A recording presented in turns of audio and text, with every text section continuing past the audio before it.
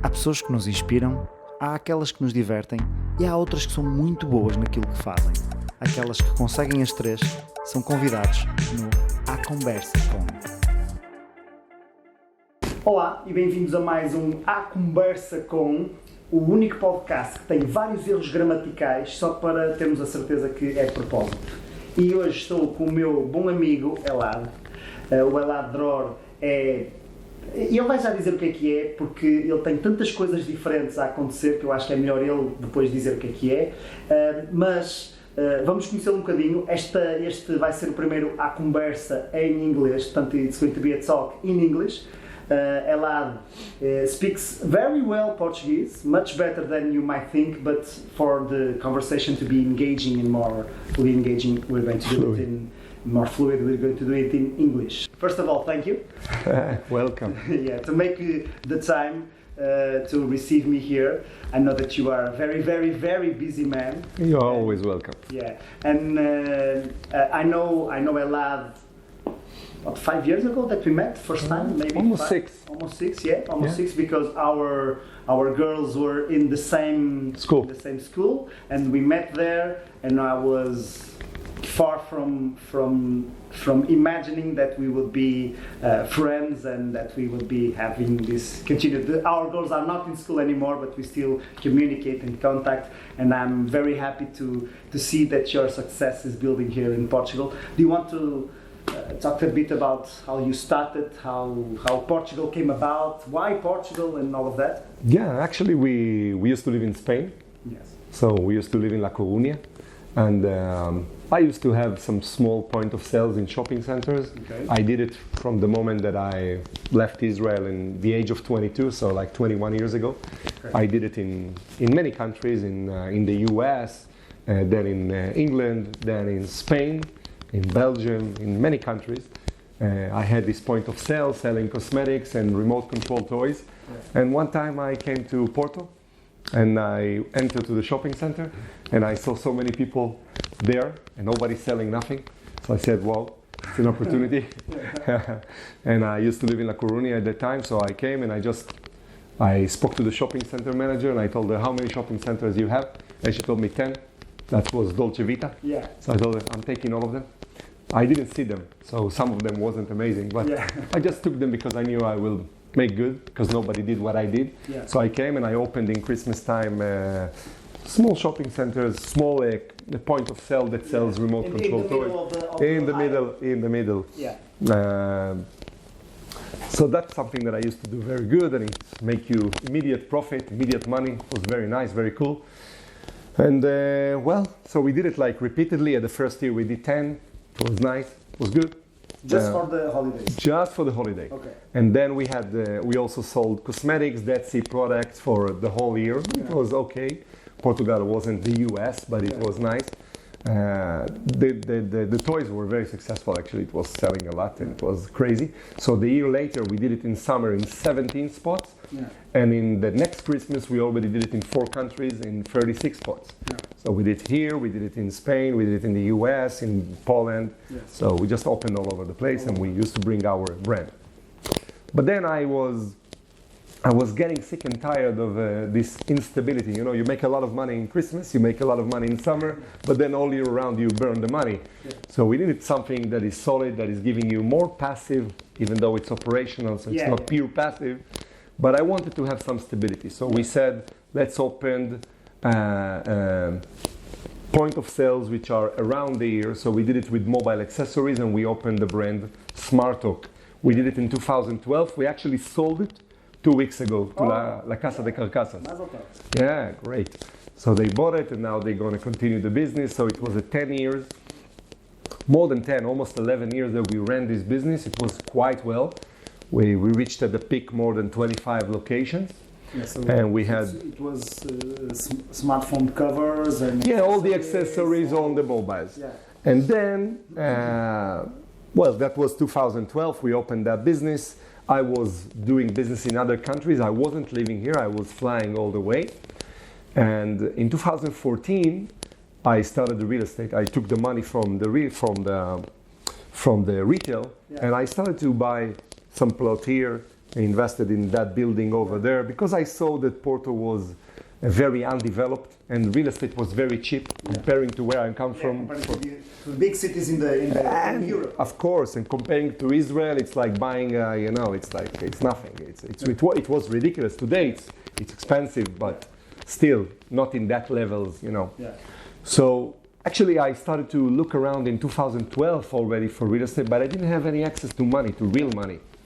So in 2014, we took a loan actually from the retail, and we bought a plot in Espinho, our first plot that we bought alongside with other small investment that we did in the center of Porto, and that was amazing.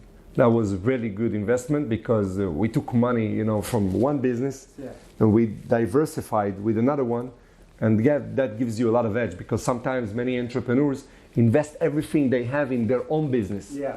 And if their own business is failing, if the market is wrong, if they are wrong, no fallback. Exactly, it's all the eggs It's in one basket. The portfolio. Exactly. So it was the beginning of diversification. Yeah. So we did that, and then I brought my partner, which is Nir.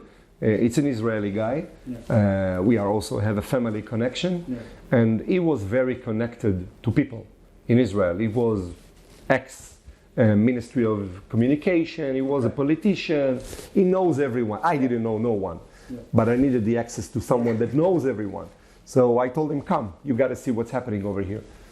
So he told me how much I need to invest. I told him, you don't need to invest, just you need to come, I need your mind, I don't need your money. Yeah. So he came, he saw, and then from the moment he came, actually every week he came with people. Every 2 weeks he came with people, and he started to bring, friends and family. Then the other circle, then the other circle. Yeah. One led to another, and that was 2014, 2015, and we started FORTERA. And FORTERA, we started at the beginning buying small things, small building for renovation, 300, 500,000. Then one investor was happy, brought another guy, which is a very big, and he said, we are looking to open hotels. Okay. And that's already a public traded company. So things led to another. Yeah. And people were, we had a good name, good reputation. People liked to work with us. They could trust us. Yes. That's very important. That's crucial. That's crucial. That's crucial. That's crucial. So many people are doing an amazing Excels, amazing business plans, amazing whatever. But if the people are wrong, start with the people. Also, when you do investments, start with the people. If the people are wrong, no Excel can overcome it, But if things go out of control and you have good people, there is a way to overcome many of the obstacles that you can have in a business, and you have them by the day. So he came, and he has a good name, and we have a good name. So people came, and then it got bigger and bigger and bigger. And those investors are already from Portugal, or no. All of them from Israel. From Israel. Okay. So those are companies and people that wanted to diversify and to have another opening to another market. Portugal became very interesting in the map, and until a year ago, with all the interest rate was zero around the world. So people really needed to find ways to invest. Real estate is always a good channel, always solid, always resilient. So people came, and we were like the local partner, So you have someone, you need someone you can speak even in the same language is an advantage. Someone that already has an operation. We built a whole operation here. So FORTERA has all the infrastructure to give support, architects, engineers, licensing, sales, finance. And the Israeli community is very tight. From what I saw when I was when you invited me to your home, and when I was in your get-togethers, for so to speak, everybody seems very friendly, very in touch, very connected. We are very open people, and we have our culture, so it's very easy to interact. Same thing if you would go to Switzerland or to Luxembourg tomorrow, you would find your Portuguese community, and then obviously, so people go to that comfort zone. Makes sense, we have the same thing, we can speak about the same thing, we have our culture, we can eat trina and hummus together, even though you can do it with a good Portuguese friend for sure. So I know. So, you know, it's important. It's important to have that people, that trust, that you can speak if there is a problem. You know, you're not alone in a country that you don't know the regulation, you don't know the language, you don't know nothing. So that was good. And fast forwarding, we pretty fast we escalated because we diversified also within the group. Since we are not, it's not a single source of funds that comes from a single investor, and it's not a single direction that we go. We are not only in the residential. So we found ourselves very quickly opening up few fronts on the real estate area. So today we have more than 1,000 apartments which are under construction in different pipeline, in different moments. Some of them are already ongoing, some of them in licensing phases. We were very concentrated in the north because we wanted to keep, you know, management very close. You know, we are speaking now. We are in Gaia.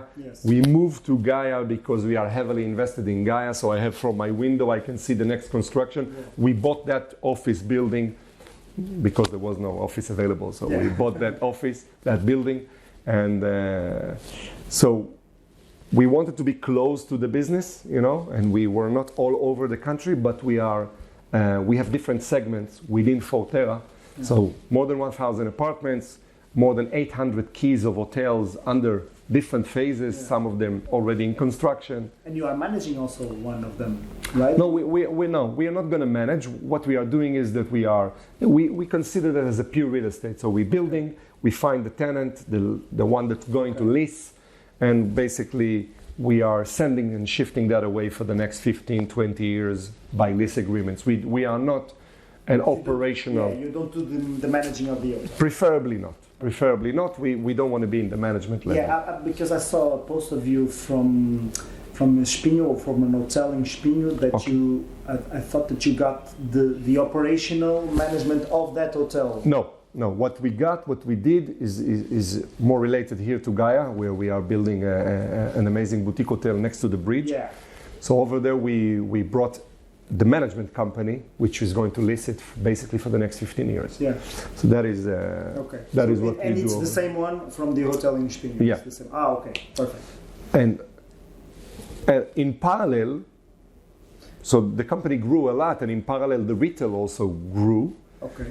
And we started diversified over there. So we also got the business of Xiaomi, as you know. Xiaomi stores. So we started the official. So we started all the Mi stores in the country. So we have today 19 spots. We are actually the only official seller of Xiaomi. And we also brought Miniso to the country, which is a lifestyle brand. And very recently we brought Max, which is a huge discount stores from Israel, and we already have few locations that are already signed, and we are going to open very soon. It's going to be very interesting concept that I'm sure that the Portuguese people would like. To what stores will there be a competition for Max? In what segment? How can I relate to that? I can tell you, first of all the non-food within the supermarket is very relevant.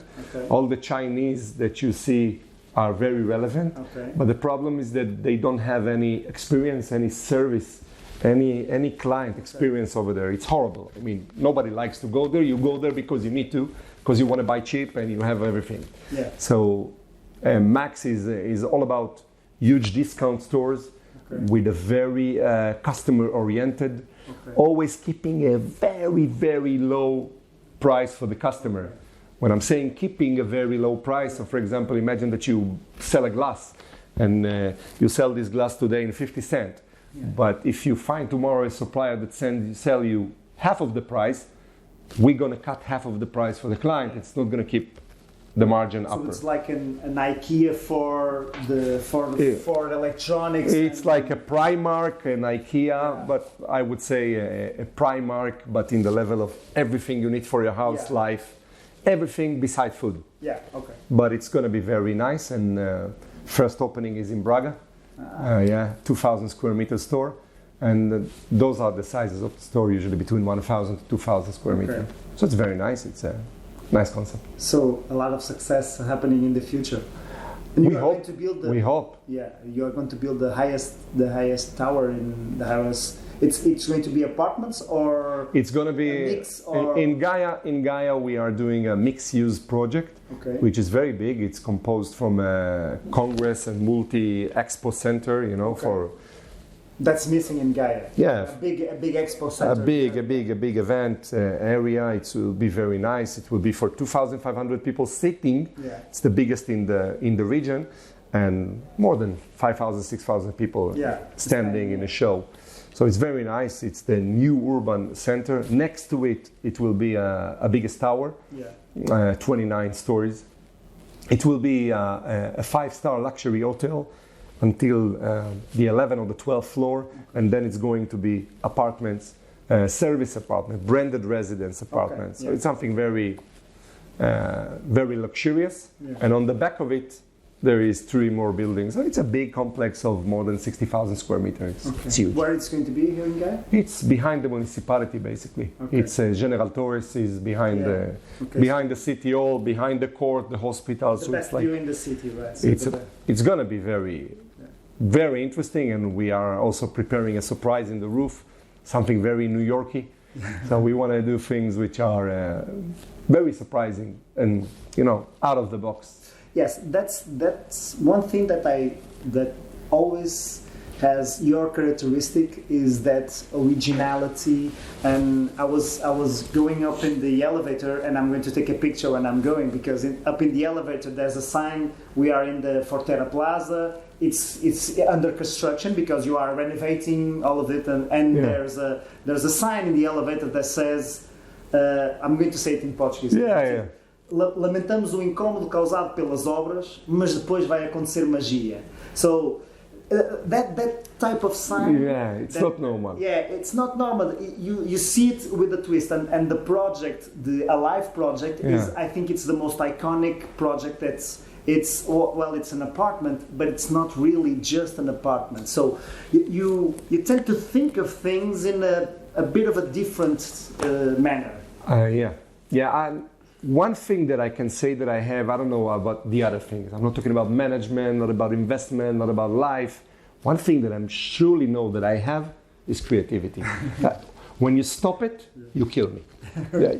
If you don't give me my wings to fly, I'm out of the business. Where I'm not enjoying, I'm out. Yeah.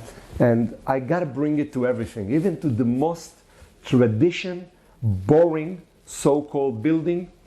It's frustrating for me to see and to do more of the same. I cannot do that. So I gotta find the twist. And in COVID, I saw the way we live, and it hit me. It killed me. I said, I'm living in a building. I'm going in the elevator. My kids don't know those kids in the elevator. Why? Yeah. I don't know the neighbors. Why we don't know each other? Maybe I'll know you, and then I know that I don't want to know you, but I need to know that. Yeah. And I mean, there is a saying, we always like to say it in Hebrew, and it's very authentic when you live abroad, Yeah. It's better to have a close neighbor than a far brother. Yeah, we have the same saying in Portugal. I'm sure. And you have those people in front of you, in the next door. Maybe they need you, maybe you can help them. And you don't have that community. And in Israel, we have those things of kibbutz, which is like a small village. Everybody's working to the same purpose, and they are also sharing economy. I'm not talking about sharing economy. Everybody can do what they do in life. But at the end of the day, we come to this building, we come to this apartment, to the place that we spend most of the time, and nobody can say, how is your building? I want you to react, wow. Nobody say wow on my, okay. I have a nice, when you go into your house, maybe it's a wow, maybe it's nice because you did it, but the building, how is the building? Oh, it's okay. It's a building. It's a building. No, I don't want it to be a building. I want you to enter, and I want you to say, wow, I'm having fun here. It's amazing. And so we looked at that from 3 pillars, and we said, okay, the space gotta be a space that support that community. So you gotta have that pit fire to sit around it, and you gotta have that barbecue area, and you gotta have that lounge, and maybe a co-working space, and a gym, and a kids club. inside, outside. So not maybe, this is alive. But the other thing, maybe you go there and I'm not going. Maybe I didn't have the chance. So maybe 1 year we spent and we didn't know each other. Yeah.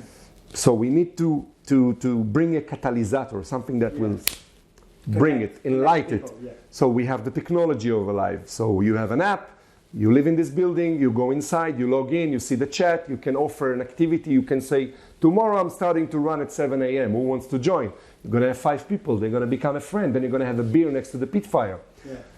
And then we want to push it a bit forward because we don't want to be waiting for a coincidence to happen, that maybe you're going to be proactive and you're going to dynamicize all this shit. Mm. So we're saying, let's bring an experienced manager that for 1 year will initiate it.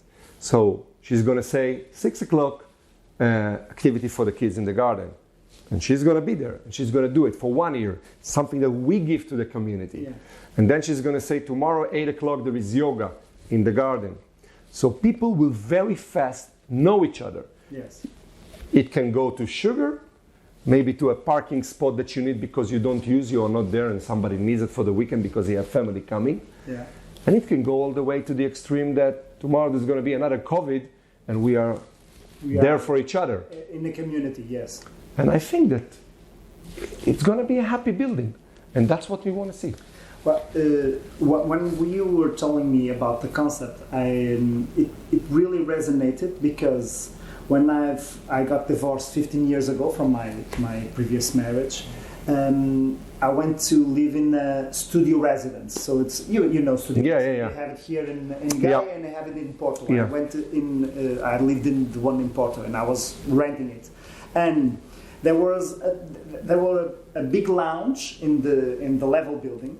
And, well, like all big lounges in the buildings, nobody used it for nothing because of course, condominium. Yeah, but the thing is, because the house is so small, it's a zero, right? Like the T0. Yeah. The house is so small that when I have friends coming over and we wanted to play poker in our computer or something like that, we went to the lounge because it's much nicer. They have the sofas. And because we were in the lounge, then other people came and then, oh, you're playing poker. Oh, I play also. And then one guy brought the PlayStation to the Zero and connected to the TV in the condominium. And in about 3 months, we were all knowing each other because we were all single or divorced and knowing each other and having beers and going to karaoke and playing PlayStation and poker online. And it was a good community that in a moment where I felt not very happy and it was a turbulent moment in my life, I felt supported and I had a community and I had friends. So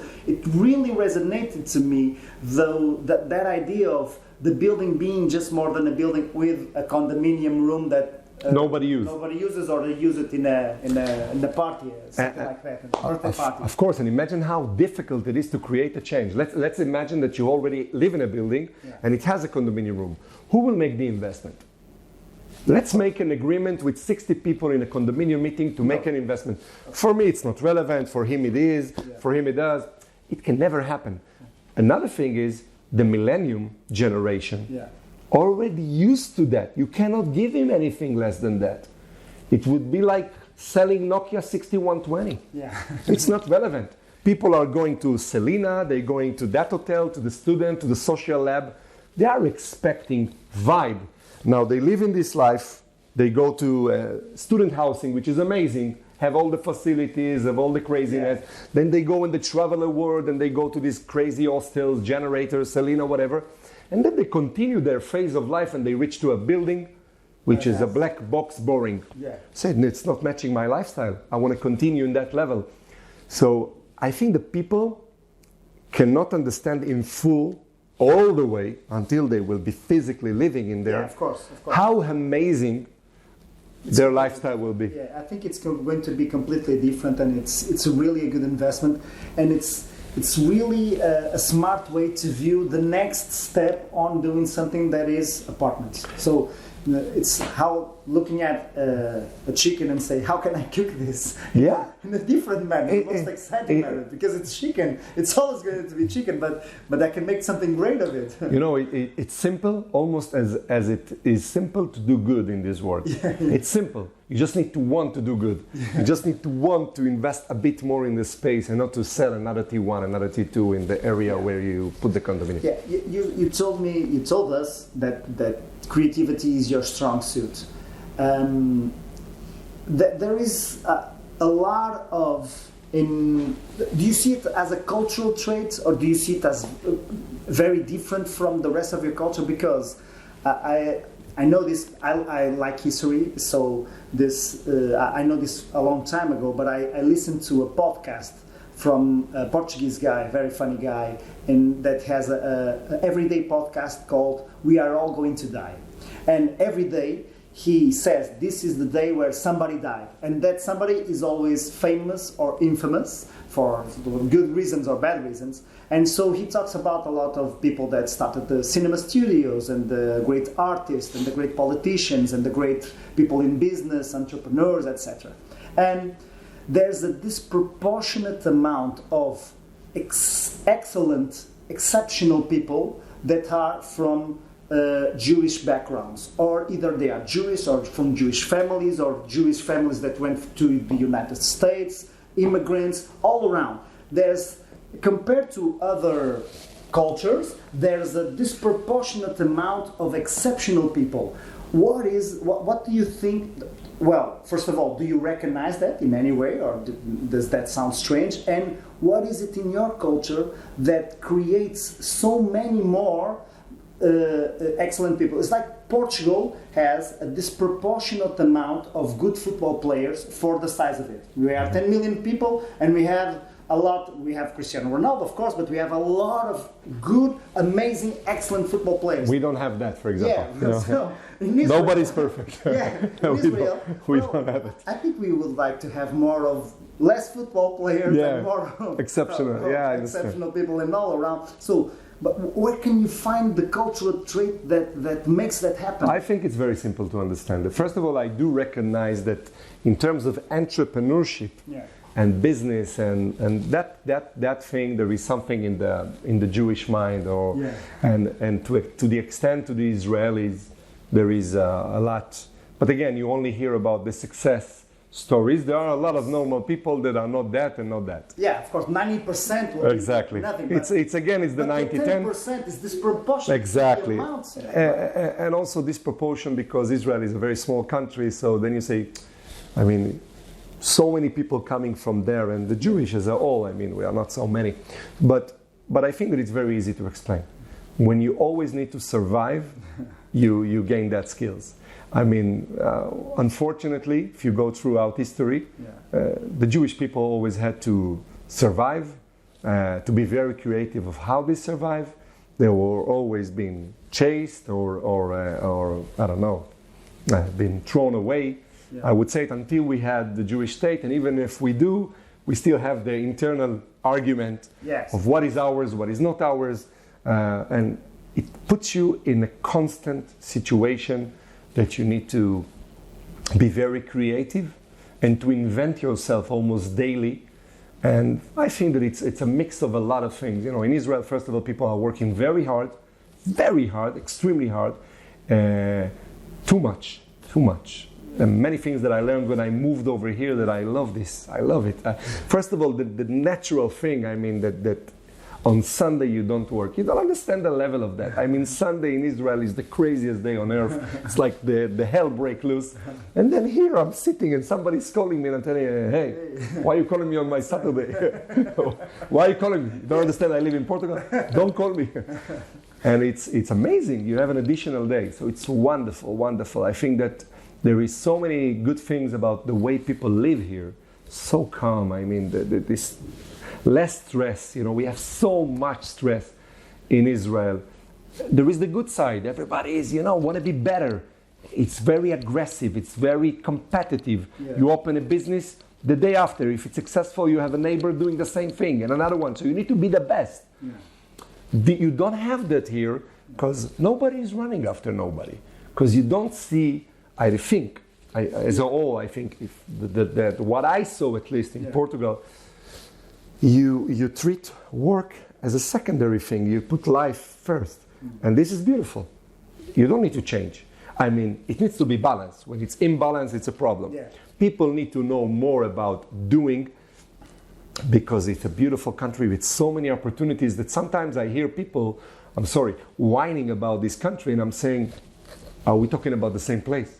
Because I'm seeing things in a very different optic. Yeah. But it's because I'm coming from different place, you know? Yeah, but you were talking that we are, our life comes first.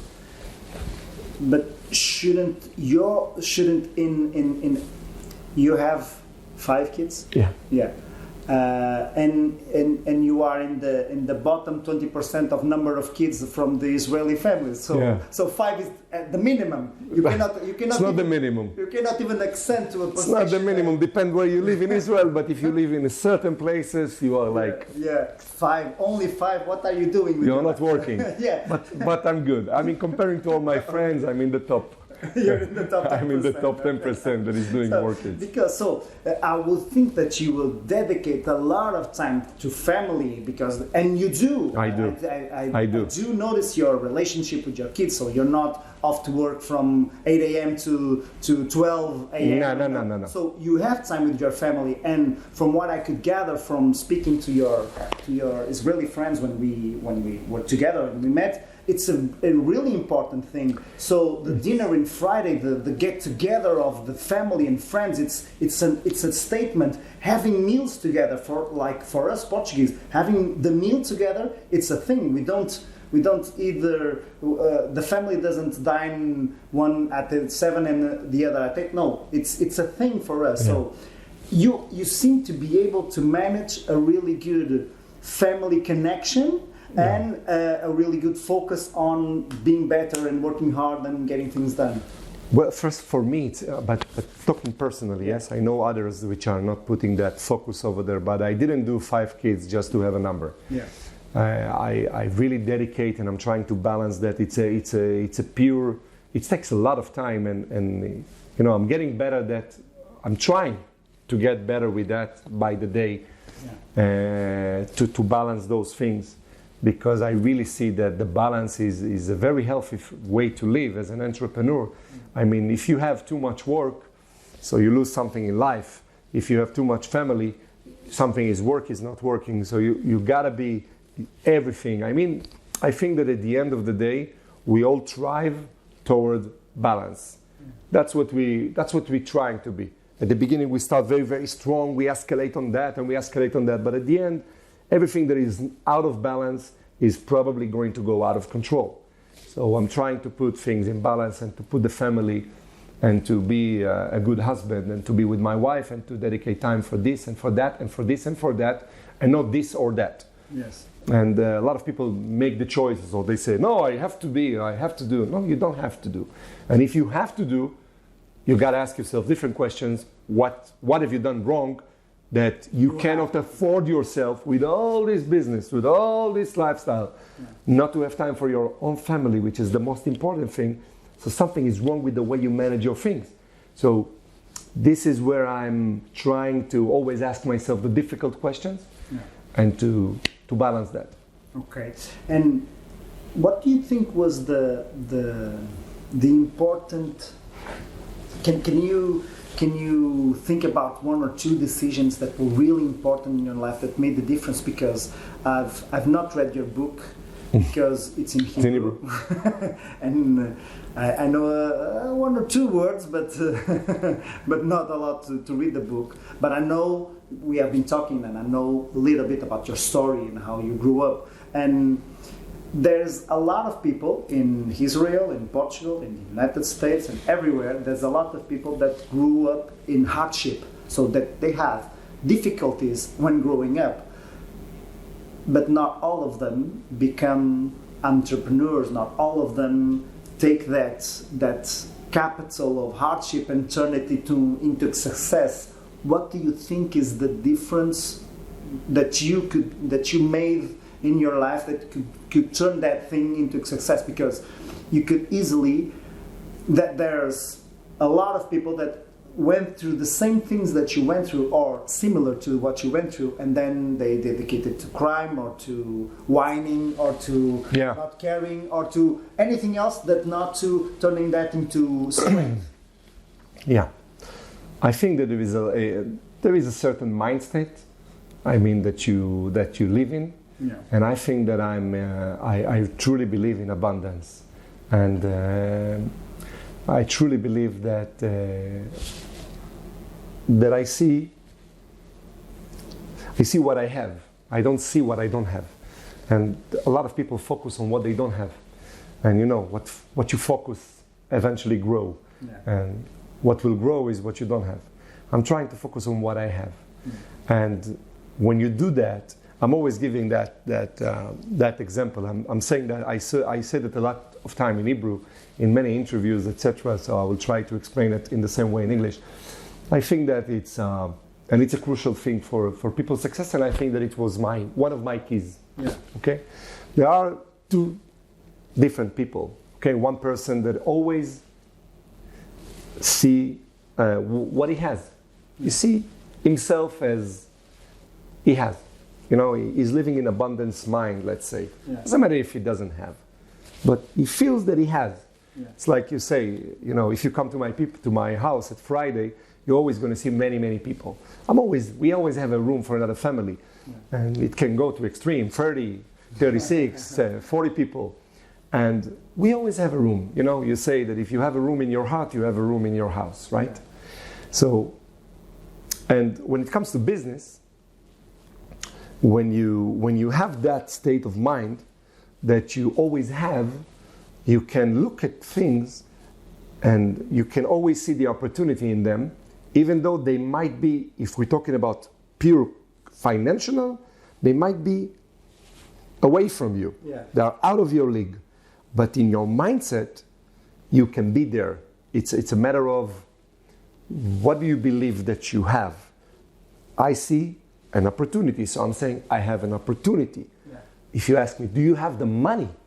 I will say, not yet, but I have the opportunity. Not yet. It's only yet. Because if you see the opportunity and you have the will and you have the skill and you've been through things in life, so it's a matter of imagining, right? I have that imagination of, you know, I can do today, I don't need to be a millionaire to feel one. I can imagine if what I'm doing now is one thing and it's good, I can imagine that if I'll do that consistently for another 3, 6 months, 1 year, 2 years, 5 years, I'll end up there. So I'm bringing that mindset from the future to today. I live like that. I don't need to be. And it's very important in your confidence, in the way you run things, in the deals that you go to. And there is those people that they never have. Doesn't matter if they have. They always say, and they say always like that, once I will, I will. Once I will have, I will buy.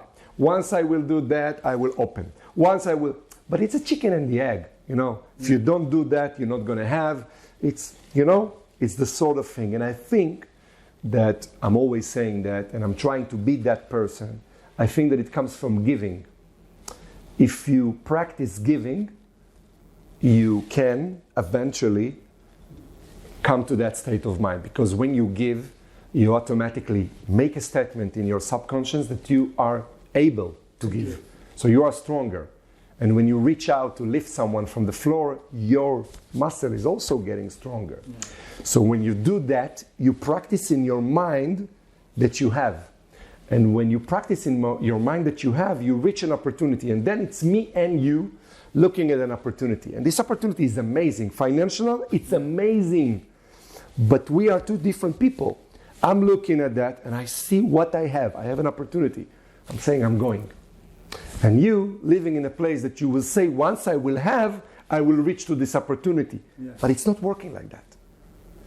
This is the kind of thing that I think that I had, is the ability to imagine and to work with what I have. How did you get it? Because I'm a believer.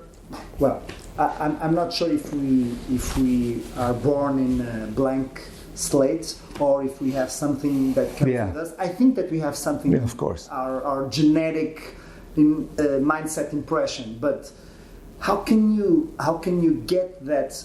Do you remember a time that you didn't have that mindset and that you created that mindset?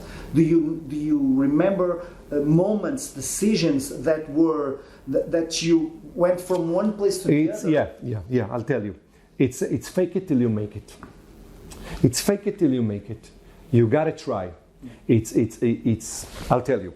When I finished the army, I went to the US and I worked in a shopping center selling cosmetics. Okay, selling something for the nails. Yeah. Okay, so that was my biggest school because I got like 500 no in a single day and 20 yes. I was only focusing on the yes, but it takes time. But one success, one small success, build the other success. So you made that sell, you saw it's possible, and you think about what did you feel at that moment that made that.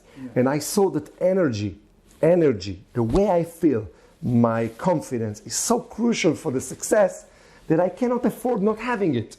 So every time that I got no, ma'am, can I ask you a question? No, ma'am, can I ask you a question? No, ma'am, can I ask you a question? No. Yes. Now, if I came to that 10% after 10 no, and imagine there are two people, right? One person that will say, ma'am, can I ask you a question? No. And he will start saying, ma'am, can I ask you a question? No. It's not my day. I'm not feeling good. Probably my headache. It's not my best day. And he's going to start talking to himself, right? Yeah. And he's going to emphasize that feeling and it's going to be bigger. And then once he's going to face through an opportunity, he's not going to be able even to reach it out. That was an amazing client passing next to him, but he was already dead. It's like going to a bar and start to eating with your next girlfriend, wife, right? The 10% shouldn't suffer from the other 10 that gave you no. You should come with a full speed, with the right energy. You should be able to nail it. And this is what I learned. I learned that you can control that. You can control that subconscious. You can control this little Elad, Ricardo sitting in your mindset telling you, you can't, you are dead, you are not that, you are not able, you're not capable.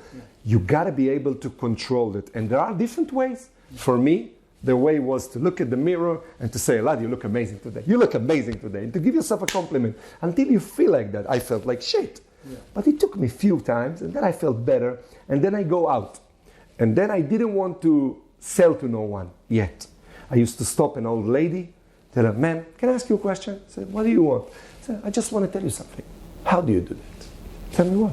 How do you look so good? I said, oh my God, how do you look like that? She wanted to hug me. What do you want to sell me? I said, I don't want to sell you nothing. What did I want from her? Just her energy. And she gave me that natural smile. And from that smile, now I'm going to the next one. And with the next one, I'm already fully charged. And this is the thing. I mean, this is small, but you can take it to big things.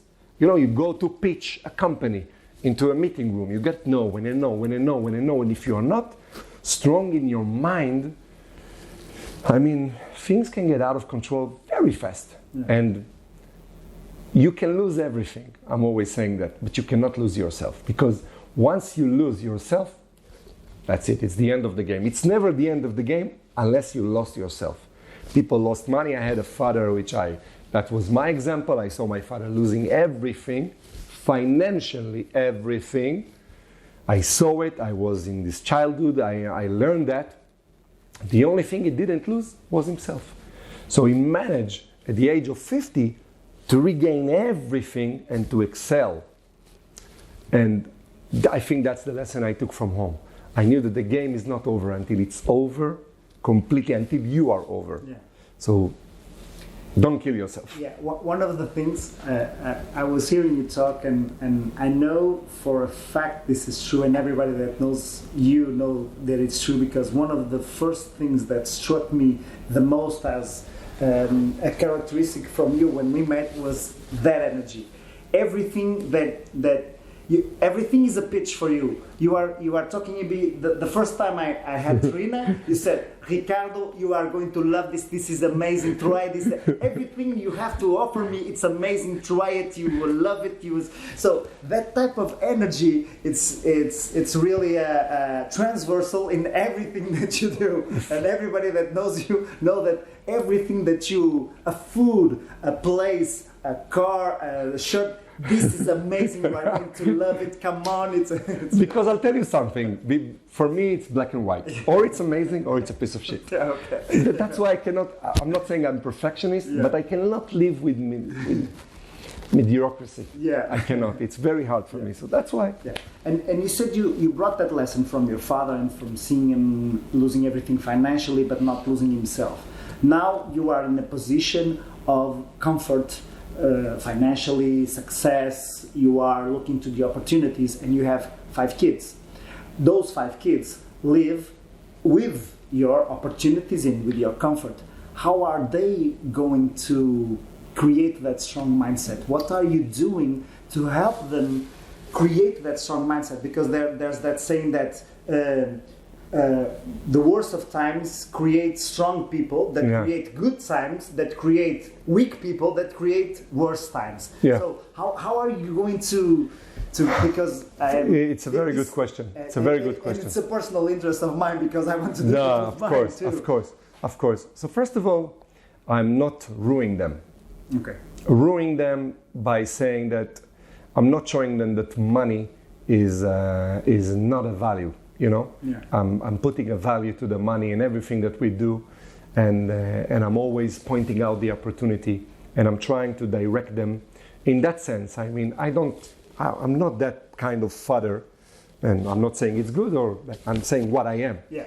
I'm not directing no one to no direction. Yeah. I'm just giving them the comfort that whatever they will do, we will be there for them, not supporting them, but being for them, believing in them, loving them. This is one thing. Put that, park it on the side. About money, I'm always pitching them about making money grow, and they need to do it. And they are not working with a credit card of mine, and we as people, we are not going with Gucci or Louis Vuitton, and with this we are trying to be as simple and humble. We drive with good cars because it's comfortable and it's important for the business, but we don't believe in this materialism. We don't. It sounds like a paradox because we are in big businesses, etc., and so on. But we do a lot. We show them what good money can do. You know, one of the things that I'm the most proud of that I did in the last 2 years, I took a group of young kids from Israel that were expelled from 7-8 schools, and I did a project called Sparrows. And I took them and I showed them every secret is there to be successful, things that you never learn in school, everything that you need to do from the mindset. So preparing all your mindset to be one, because you got to prepare it, because you can do things, but then your tool, your body, your mindset cannot observe it. And then everything about businesses, about money, about stock market, about investing, about every single thing. So they saw, my kids see, what good can you do with money? You know, this is. I have it here. It's Sparrows is the first I did with this group. Yeah. So here they are getting bags and laptops. Here they are meeting a master in NLP and mental coach. I mean, this is what I like to do. I think this is the purpose, and I think when the purpose is that, I mean, the drive is so big. My purpose is not in order to buy a bigger house or to buy a better car. It's really to live something very significant here. And I think that they see that. And I teach them about money. I teach them about investment. So I'm giving them, for example, pocket money. Every Friday they get pocket money. And with this pocket money, we're talking about stocks. Not every day, but I did it even through a garden lesson when we put seeds in my balcony in the COVID time, and we put tomato and we put green beans, etc., and so on. And then a few months later we had those bushes. And then when I told them about their money and I told them listen, you got to invest that money. They told me, I don't want to spend that money. I told them, we're not talking about spending, we're talking about investing. You remember those seeds that we planted? They could stay in the bag. Maybe one day they would be not useful, or they would lose their value, but they will definitely not growing anything, right? Yeah. Same thing about your money. And I showed them that. And I always put their mind thinking about how they grow. I never promised them that they will finish, they will get a car. When they finish, they will get that. You can screw your kids easily with that, especially when you have the access and you are, some people thinking, I want to leave each one of my children an apartment. Why? What the fuck? What, they are retarded? What, they cannot do it for themselves? You want to be there, making sure they're not going to the street? Yes, I believe in that. Yeah. But I always remember that what made my success was the fact that I wasn't given that. So why do you ruin what made you? Yeah. It made you. And I see friends and people giving their kids, yeah, you need that. They are basically putting all the sticks in their wheels without understanding that, because they want to compensate their childhood. I don't have any feeling like that. My daughter is talking to me about 50 euro. I'm giving that a consideration like she talked to me about 50 million. Yeah. We have everything that we need. We buy experiences. Yeah. So we are going to travel in Costa Rica for 40. That's we do. Yeah. We are not neglecting Frugal that. and neglecting. Exactly. Yeah. For example, now we are planning the next trip that we will do will be 1 year, but it will be 1 year, not just going to resorts, but 1 year of volunteering in different places, Indonesia, Bali, Africa. So they will experience the place through the local community, and they will understand what money can do. And this is crazy. People always think about cars and watches and things. It's nice. It's nice to have. But once they see, when I started with all those kids that I took, I started my pitch, and I'm talking about making money and success and wealth. And then I showed them at the end a movie about an entrepreneur called Sivan Yaari. She has an amazing project in Africa called Innovation Africa. She is fucking amazing, okay? She connected more than 1.8 million people to water, fresh water, and electricity from doing just because she wanted to do, okay?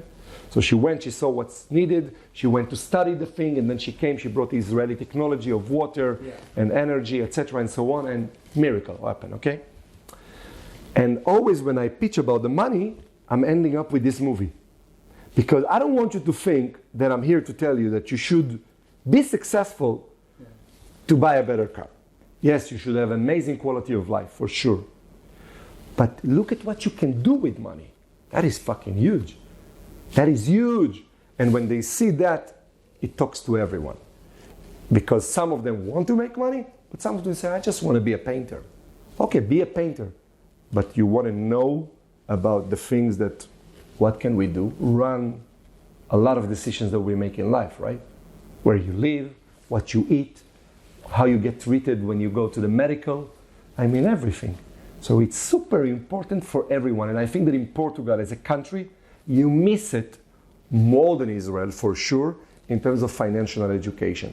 We have none. None, and not only you have none, We have one. Yeah, but a lot of bad advices and bad beliefs. Not only that, I think that as a country, a lot of people do not believe in themselves as they should have. I mean, there are so many talented people, they don't aspire to that. They don't aim to that. They say, I want to have a good work, I want to have a good this, I want to have a good that. Well, yeah. Bagasso. Well, it's interesting. Let me just see if everything is recording fine. So here it's good. And here it's good also. Okay. Just check it. Okay. So it's interesting because in Portugal, we also come from hardship. We never have anything easy here. We have been trying to be conquered by the Spaniards for a long time. They came here and they ruled this for 60 years. Then we throw them out. And then we have a dictatorship for the longest dictatorship in Europe. I'm not sure if the world, but 40 plus years of of dictatorship and people living hard lives. And my grandfather had meat only once a week in the soup in Sunday, and half a sardine for everybody. And so we come from that hardship, but I don't recognize that drive to get out of this. No. I'm not sure if it was so many years in a situation where they stopped you from doing that because the dictatorship, they stumbled and stopped it from doing that, or if it's another cultural thing, because we were the guys that in our most moment of need we said, well, let's go and conquer Ceuta and Tanger and we become the boats, and we are going to find the maritime route to India, and we bring the spices and we go to Brazil. So we have that in our DNA. We have that creativity. I think the dictatorship also did a lot of damage to that creativity, obviously. That creativity, because, and of course, like in financial education, we have none in school. We don't know about money. We don't know how to even fill an IRS form. We have nothing about investment, nothing about stock markets. Absolutely no. Even in college, we have a little bit, but not, and nobody gets out of the basic education knowing how to manage money. I think that I heard a wonderful podcast one time. There is an Israeli that it's called Yossi Ginsburg, and it's a true story. It was a movie after that. It's called Back to Tuichi. He lost in the Amazons. He got lost, and he was like 3 weeks surviving in the Amazon by himself. I mean, the things he'd been through. And then there was a movie with Daniel Radcliffe. Yeah. Amazing. And he says, you cannot prepare to tackle a bear. Okay? I can tell you, let's do a preparation to tackle a bear. You cannot do that. And many people live in that feeling that there is a bear in the room, but it's not a bear. Once there will be a bear in the room, you will know what to do. What I'm trying to tell you is that many people are convenient, and they were not against the wall. Once you are against the wall, or if you see a bear at the end, you have 3 things to do, or you're going to fight it, probably not. You're going to run it, or you're going to fight. Yeah. But it's not a situation you can imagine. You can only be there and you change. So I think that for many people it was convenient being convenient. Yeah. But then there was an inflation. And then the prices of real estate guys skyrocketing. And people think that the solution will be that there will be a reduction of the prices, for example. Yeah. The inflation will stop, the war will stop. But look, what is common to all those things? Those are external things. Yeah, something outside of me. That's nothing to do with you. What you gonna do? Because if the war will stop, wonderful for all. Yeah. If the inflation will drop, amazing. If the prices will drop, amazing. But what do you do? Yeah. And the people always like to look out of the window and not in the mirror. Look in the mirror. And that is the problem. And I'm seeing a lot of Portuguese many times when they see that I have 5 kids, and they tell me, oh, you have 5 kids. And I tell them, how much you have? They tell me, 1, no, I don't have the money. And they always connect it, and I understand. I understand the contact between money and kids. But I'm thinking differently. I'm saying, it's again the chicken and the egg. Yeah. Do the kids are a bless. Yeah. First of all, they are a bless. Second, they will push you to get more. Yeah. You have to. When you are by yourself, you have kids. Now you have responsibility. Yeah. You need to work hard. You cannot go lazy with that. So don't connect those 2 things. And I think that people need to think about that. They look at the small thing and missing the big picture. Yeah, there will be a raise. Oh, from 700 to 800 to 900 to... Oh, I will save in this. This is nice. But this is nothing. This is residual. What you can do is big. And this everyone can do. Yeah. But they need to want it. It needs to come from they need to, first of all, stop looking outside. Stop looking outside. Nothing is the fault to what they are having today. I think that, I don't know who said it, maybe Warren Buffett. He said, it's not your fault if you born poor, but it's your fault if you die one. Yeah. Okay? So the circumstances are irrelevant. I had my circumstances, they were shit. But I went, I worked, I saw an opportunity, I wanted more for myself, so I opened my own company and I took a risk. And I took a risk. Taking a risk, it's something that is not many people like to do. They like to be in their comfort zone. And they don't understand it. They need to ask themselves also, what is the worst thing that can happen? Remind me again. The worst. The worst. What? I can start all over? But I still have myself. And myself is the one that brought me to what I had, right? So I can do it again. Unless I'm 75, I'm not saying let's do it all over again. But well, there have been some businessmen that started something for sure at 75. And for sure. But again, not easy. Yeah. But what is the thing that you, financially speaking, when you talk to those young guys and the Portuguese people is, as a general, less financially educated than those guys that you talked about? What is the most important things that you see that you can say to someone that can make the difference financially? Well, they can look at their money and say, because many people say, well, I only have, well, most of people have nothing to invest because they spend it all or more than what they have. But for those that have a little bit of savings, like 1,000, 2,000, 5,000 euros, what can they do that actually makes a difference? So how can they look at that and say, well, this is a good investment for my money? What do we need? First of all, the mindset should come from a different thing, that you don't do your life only from the savings of work, but investments will definitely multiply everything that you have, and working alongside yourself. I mean, if you are the only one working, it's not a fair game. Okay. You should work, and the money should work hard as possible. Yeah. And there is a lot of things to say about that. Of course, there are so many rules in investing and what not to do. But starting with the first one is don't lose it. Yeah. Okay? It sounds simple. Don't lose it. Of course, nobody wants to lose the money. But if you go and you put it in your mind and you say, don't lose it, so you choose your investments, and you always put that in your state mind, or you take a lawyer to protect you and you don't try to save that, a little bit of money on that. I mean, at the end of the day, that will make you money. I mean, if you're going to invest it and grow with it. And if I take, for example, the Portuguese state of mind on that, many people, for example, look for they're talking about real estate. Let's talk about real estate because this is a very common topic, and this is one of the most important decisions someone takes on his lifetime. Yeah. And it's something that if you take it right, you can change your life course in an instant. Yeah. But if you take it wrong, you don't do nothing. Or if you don't take it, it's worse, of course. Better take it.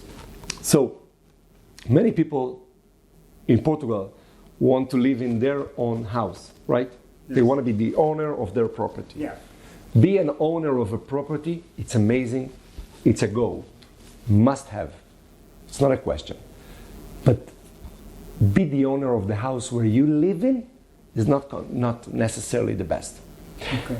Not necessarily the best. Because when you choose your house,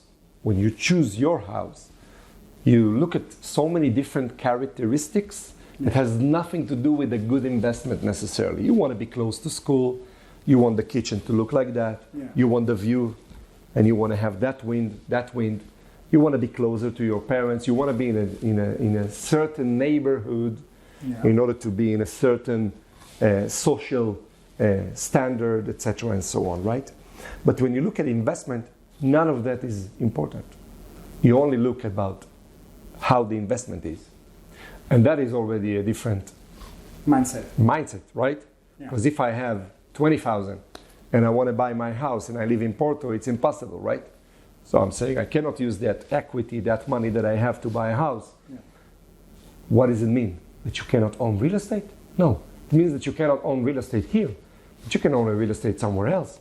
And that 20 can grow into 30 or 35 or 40. And how long it will take you with hard work to gain that? Woo! Esquece, right? But then you think about, wow, that is 10, 20K. But when you come to work, you're fighting about the 100 euro, 150 raise, if they're going to raise the minimum. Not. This is bullshit. This is bullshit. This is for the 90%. If you want to be in the 10%, you look at the things from different perspective. Not what others can do to you, what you can do to yourself with your little bit. So take that small money and try to grow it. Yeah. And it will grow much faster than you can grow yourself. And it's amazing because it works by itself. Somebody told me once about real estate is that it's better than kids because you don't need to make them grow, they grow by themselves. Yeah. And another thing in real estate is that, you don't need to wait to buy, but you buy and wait. And this is a true phenomena, even for Portugal that suffered a great crisis. If you look at 2007, the prices, and you look at today, I mean, real estate will always, people need a place to live. That's a fact. That's the basic of the Maslow law, right? They need the confidence, they need a house. And then it goes to all the others. So this is one thing. The other thing is learn everything about anything that you want to invest in. Even in 1,000 euro or 2,000, you can invest in the stock market. Yeah. But people are afraid of the stock market. They think it's speculative. It's risky, right? Yeah. But it's also risky to open a restaurant if you don't know the business. It's also risky to go and cross the road. Everything is risky if you don't know nothing about it. But if you look at it from a business point of view, stock market, for example, is an opportunity for people to be a partner with a company that they could never be partner of. If Mark Zuckerberg called you tomorrow and tell you, Ricardo, come join me, you would say no. I mean, one of the richest people in the world, the success, is telling you. How does he tell you? Buy the stock. Good time, not good time. In the last 100 years, the S&P 500 did 10% annually. Yeah. So you protect your money. But when you don't do nothing, the money degrades its power, of course, because there is constant inflation, things cost more, but your money do nothing. So whether it's 1,000, and I teach it to kids, I mean the small kids, when they see that the money can grow, if they buy an iPhone, it doesn't grow. Yeah. I'm showing them a car, the car loses it. I'm always putting a light on that. Yeah.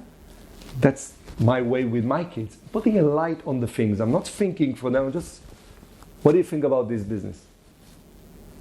And putting another angle to that. And then it's opening their mind, they're asking questions. You understand? Where can people go to learn about the... So, one thing is to go to a broker and say, I want to invest my money in a type of basket that emulates the S&P 500, and so it's that. So, but where can they get good information? Because first of all, they need to remember that the big money is not where they focus. This is the small money. The small, not disregarding that. I'm respecting every euro. I'm just saying that people are, I'm always saying that in Hebrew, but people are fighting over, comparing the TV that they will buy. This one is 50 euro less, this is 30 euro less. This is, they are so intelligent in that. They go to Quanto Custa and they say, this is I can bring it from China for 10 euro less, I can do that. On that, there are miracles. But on the big money, on their mortgage, how many people know how much they signed for? Or what is the small fees they are paying? Yeah. How many people know how much they pay for insurances? Which is huge money accumulated and compounded for 25 years. Mm. And how many people knows how to invest their money? Or knows about stock market, companies, real estate? I mean, this is where the money is. Yeah. So, again, it's a fact. 10% of the population holds 90% of the money. Yeah. There is a reason why. It's not because they didn't make a bigger salary. It's because they fought about the big things. Yeah. And let the small things be small things. I'm not saying it's not important, but don't make it sacred. Don't waste the majority of your time on that and not on the other. Exactly. Do you know good places in Portuguese for people to learn about that? I don't know nothing in Portuguese, I have to say. Yeah, no. Or in English. But in English, it's in Hebrew. In English, yeah, for sure, for sure. I mean, in English, it's so broad. But I think that I'll tell you two things. Yeah. First of all, I think that people should work, first of all, on themselves, on their mindset. Yeah. to be different, to think different, to think about, to see how they grasp the word money. If I tell you, what do you think about money? And I want to hear those people need to look at the mirror and to see what they hear when they say, what do I think about money?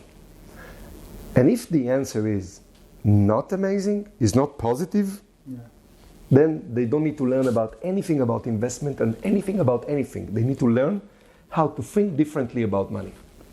Because one day they're going to start seeing money as a positive thing, as an amazing thing, as something to embrace. All the good things it can do in life, not the bad things. Because usually they say, this guy is corrupted, this guy, they put all the right reasons why this guy is successful and they are not. Yeah. Again, looking out of the window, not in the mirror. Yeah. But this is the way to stay small. The way to stay big is to ask the right question. If you only ask the right questions, you get the right answers. There is no, you know it, there is no way out. Yeah. So you tell me about people, how can they learn? First of all, they need to start by asking the right questions. Yeah. For example, how do I learn about money? How do I learn what is my current state of mind about money? By the way, there is an amazing book I can recommend for sure, this anybody should read, is A Millionaire Mindset. Yeah. Millionaire Mindset by Herb T. Becker. Yeah. It's my Bible. For me, it's a Bible. It's written so well and it's so accurate that at the moment that I read it, I was 35, I think. I think that was a game changer for me in my mindset. Okay, I was cooked. That was the final dish. Yeah. So this is the basic. First of all, to start with that, you know why?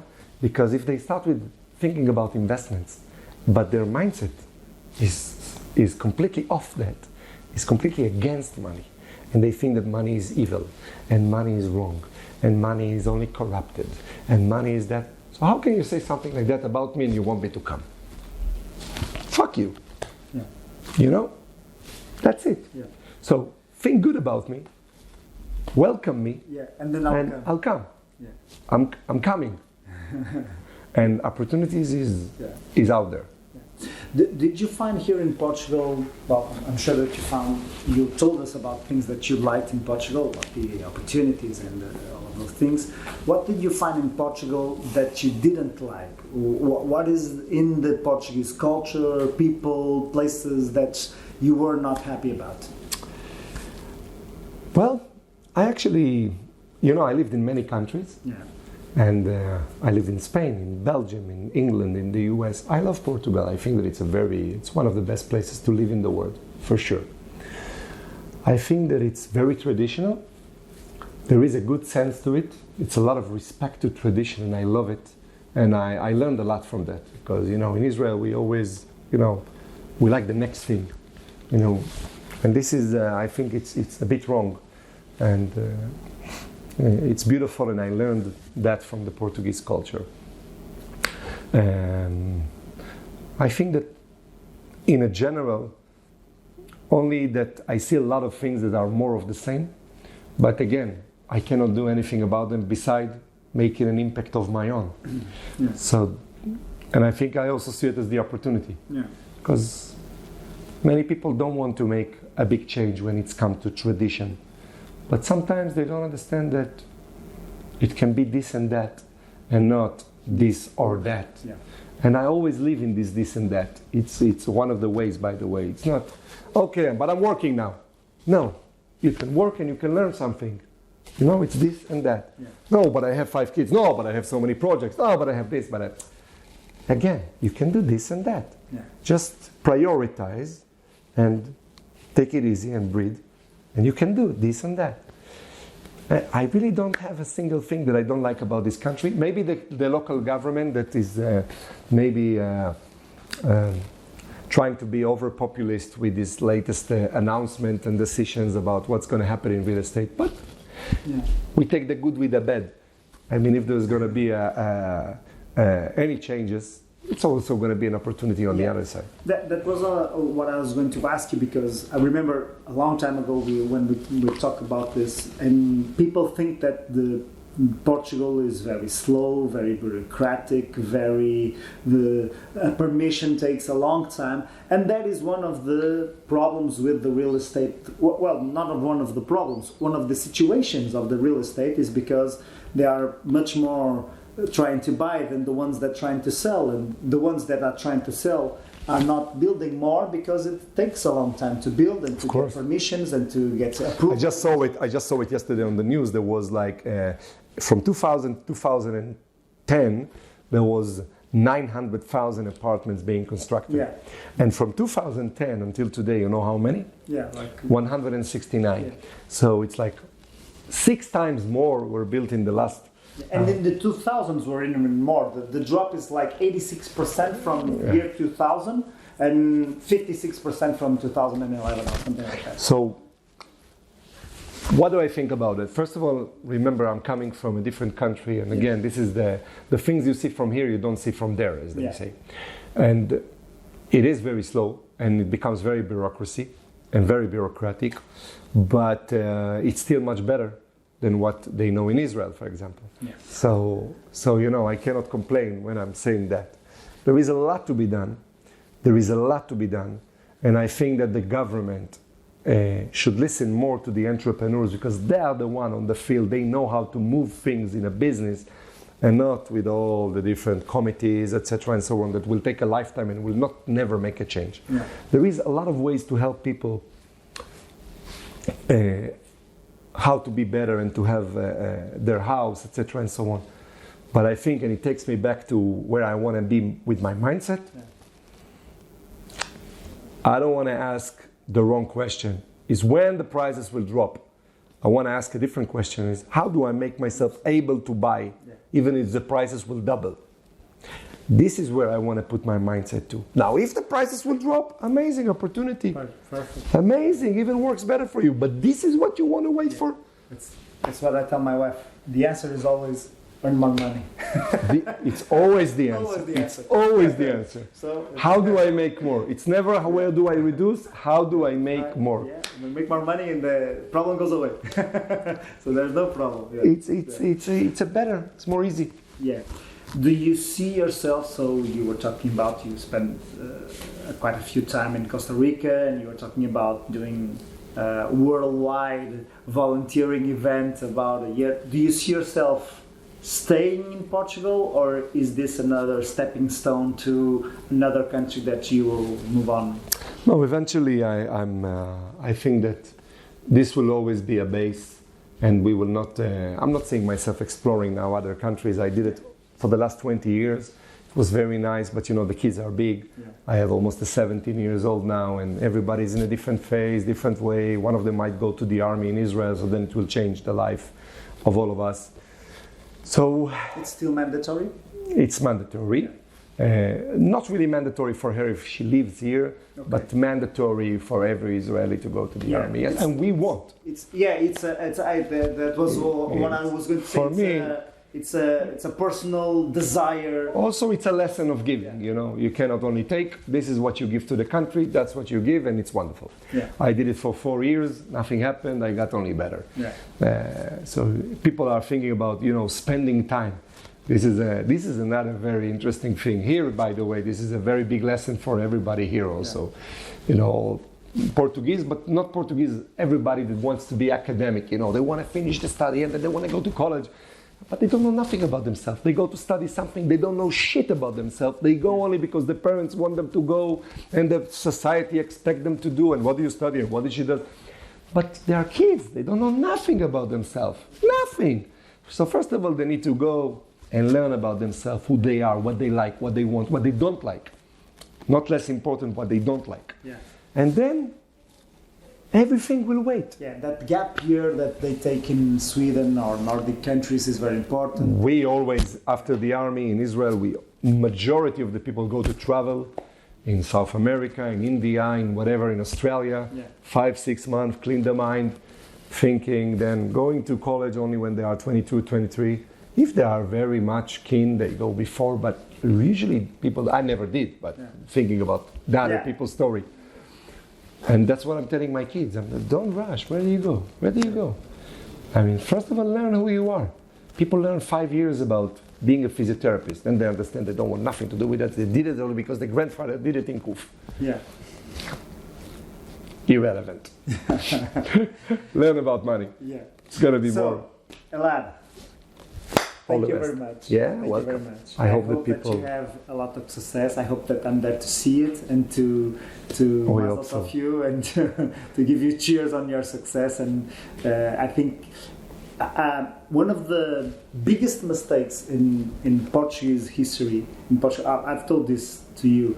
I think that one of the biggest mistakes that we did was when we drive out the Jewish community in the 16th century, 14th, 15th century. 500 years ago. Yeah, 500 years ago we did that, and I think that was one of our biggest mistakes, because the driving force that I see, the entrepreneurship driving force, the creativity, the business mindset, those strong mindsets that we have, that we lacked upon so many from those 500 years forward, that were so important in the times of the nautical discoveries, because a lot of people were Jewish that were also helping on those things. I think that was a big mistake, and we see that those peoples moved from here to Flanders, to the Netherlands, and we see the Netherlands and we see Portugal, and I think that there's no doubt where there is more entrepreneurship. So I'm very, very happy that